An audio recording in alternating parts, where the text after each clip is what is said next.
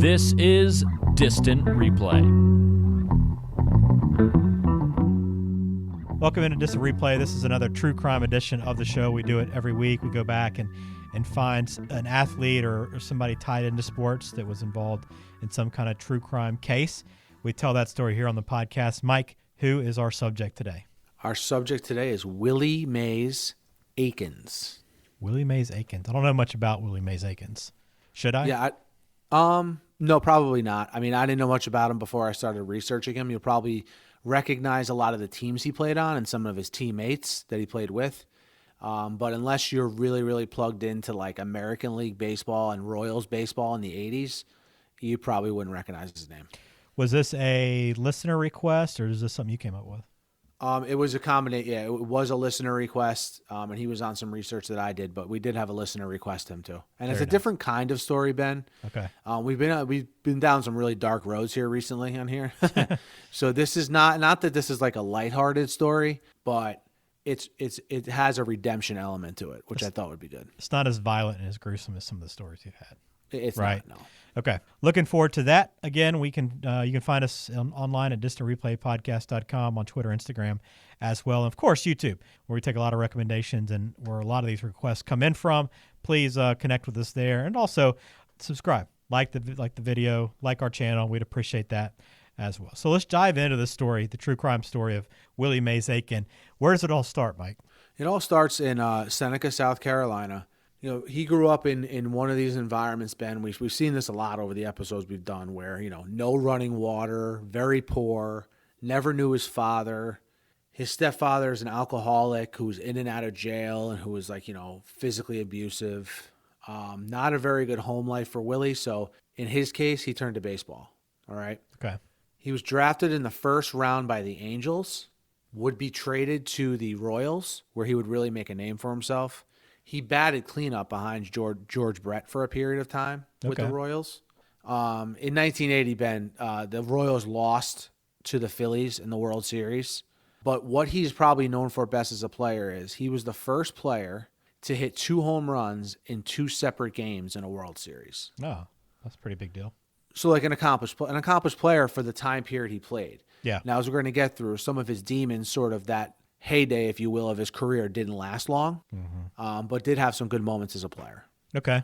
That's a little bit of background on who Willie Mays Aikens was, in case you aren't aware of him, like I was not as well. But let's transition now to the story of the true crime element. What happened here, Mike? Where does this begin? All right. So Willie Mays Aikens, his primary issues were cocaine and alcohol.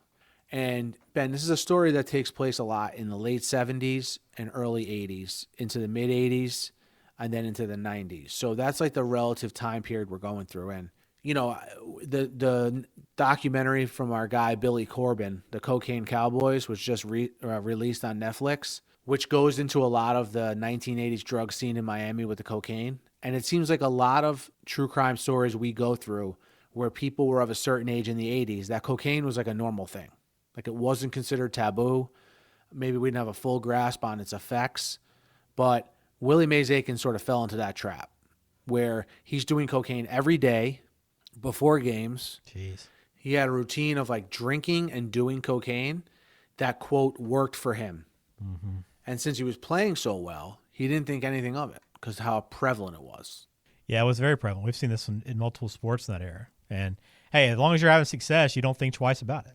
Exactly, and that was his case. Now, as the 80s sort of progressed, you know, cocaine would be in front of mind for law enforcement, politicians, etc. So there was more consequences associated with it.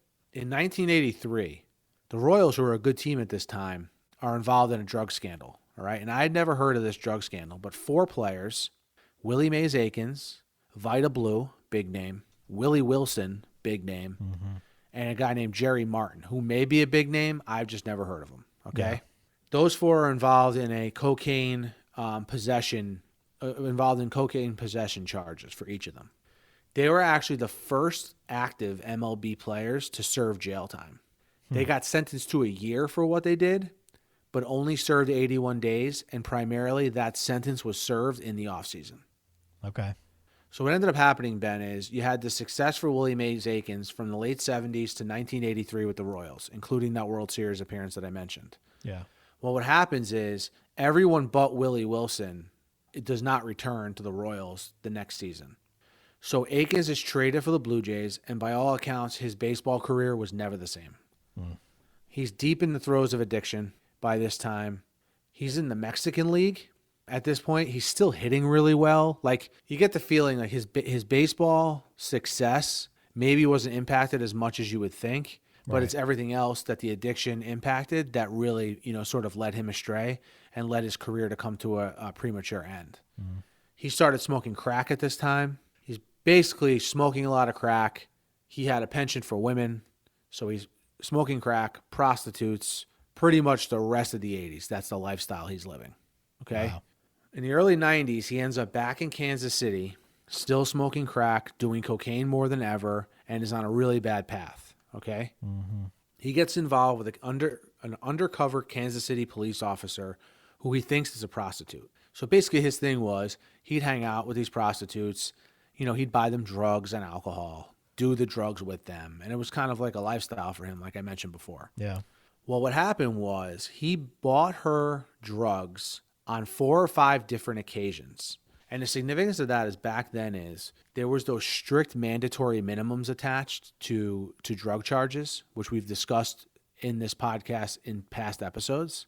So the reason why law enforcement let him supply her with drugs 4 or 5 times is they wanted to get up to the mandatory minimum threshold of 50 grams to be able to charge him with like a serious crime. So they charge him with a distribution of crack charge each time he supplied her. It meets that minimum threshold, and because of that, he became eligible for a mandatory minimum 10-year sentence. Dang. Rough. So he's in this situation. He turned down a plea deal, okay, which ended up being a mistake when you look at the whole picture here, which I'll get to in a second. So he turned down a plea deal to go to trial. He's found guilty at trial and ends up getting 20 years and 8 months in jail. Now, I'm not saying drug possession and distributing drugs to a prostitute is like an innocent thing, okay? I don't want to sound like I'm saying that. Right. But remember, we're talking like about a complete non-violent offender, both in the crime that he committed and beforehand. And by all accounts, we're not talking about someone who's running a huge drug ring here. Yeah. Okay? That made people think, did Willie screw himself or did the system screw Willie? I will say this, Ben. I've seen interviews with Willie Mays Aikens, since, in the last decade or so, and he takes accountability for what he did. So it's not him making excuses, if that makes sense. Right, it does. So he's sentenced in 1994, and he's not released until 2008. So he served 14 years of that 20-year, 8-month sentence. He was only released because Congress changed the sentencing guidelines for crimes like his. So there's a bunch of people in his situation that end up getting released from prison early because their crime fit in a certain bucket where the sentencing guidelines were reduced. Yeah. While he was in jail, he became spiritual. Not one of these guys who become spiritual just to maybe get favors in jail or whatever. Like, he legit became spiritual, wasn't an act. All right. Now, when he gets out of jail, he has teammates who are trying to help him. Okay. Land on his feet, get him a job. Do you remember Hal McRae? Yeah, of course. Good player. Remember the incident with the phone? Yeah. When he threw the phone in his office and hit the reporter? Mm-hmm. All right, well, all kidding aside, he's one of the teammates who's tried to help Willie Mays Aikens, try to get him like a construction job, again, just to get him busy, get him back on his feet. Well, a couple years after he was released from prison, he linked up with George Brett, his old teammate George Brett, who was still a very influential figure in the Royals organization. So what Brett has him do is come to speak to his son's high school team about like the dangers of drug and alcohol use and things of that nature. Mm-hmm. And he does a really good job with it.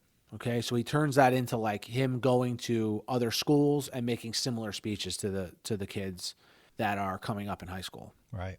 Also what happened was he got a job, George Brett sort of vouching for him with GM Dayton Moore. He ended up getting a job in the Royals organization working with the young players. This is a way for him to come like full circle, right? Mm-hmm. His baseball career is cut short because of his drug and alcohol use. Now he's rehabilitated himself to the point where he's speaking to the young players about the dangers of what he got caught up in. Yeah. Okay. So kind of like, that's why I mentioned before, like, is Willie Mays Aikens completely innocent? No. But, he's trying to redeem himself since he's been released. He did so by doing what I just mentioned. He also apologized to the fans of the Royals in a Kansas City Star article for what he did as a player. He wrote a book called Safe at Home. Yeah. The book written about him, I should say, called Safe at Home, about his story. There's a documentary on YouTube about him if you're looking for more information. And it's pretty cool, Ben. He's involved in making those speeches to the teams. He was involved with, at the spring training facility in Surprise, Arizona for the Kansas City Royals in terms of mentoring young players. He does like baseball card shows and things of that nature. Mm-hmm. So just a guy who seems like he's on the straight and narrow. And, he has a Twitter account. You can follow him on there to see what he's up to. But again, just a different kind of story that I thought would be a breath of fresh air for the podcast. Yeah, I agree. It was. And I think the big difference is you hear about some of the stories we do, and you can tell the difference between a person that has like evil within them and somebody that has a good heart and a good core that just went down the wrong path too far and led a life that he probably has a lot of regrets, but is a good person deep down. I think that's kind of how I would describe Willie Mays Aikens, as opposed to like some of the guys we've had on the show who aren't good people, never will be good people, and committed these crimes. But somebody like this caught up in drugs. We've seen a lot of good people get caught up in drugs through the years, and I think that's more of what this story is about. Yeah, and a big thing I think is what I mentioned before, is that he took accountability. Right. And I know it's cliche, but until you take accountability for about anything, never mind drugs, like, it's hard to get better, and by all accounts he's done that. And, I hope the best for him. And, so that pretty much puts a bow on the Willie Mays Aikens true crime story. And, come next week, we'll probably be into something a little bit more different here. But again, I thought this would be a good change of pace. Yeah, it was indeed. All right, Mike, thanks for taking us through this. If you have a recommendation or know of a story that you want us to maybe look into and dive into some more details here on the podcast, please let us know. You can find us on YouTube. Leave a comment there under this episode or any episode that you're listening to, or you can shoot us a message on Twitter or Instagram. And then find us online at distantreplaypodcast.com. We put all of our games we watch up there, so it's basically a library of great sporting events. So if you want something to watch or go back to a certain sport and watch some great events, see some great players, it's all right there at distantreplaypodcast.com. Mike, thanks for taking us through this, man. It was a change of pace, which was nice. Yeah, absolutely. And couldn't Ben put it perfectly? Our YouTube channel and our podcast feed is like a library of games and moments and true crime episodes for you guys to enjoy. So I hope you take the time to do that. Like, subscribe, all the above, and until next time.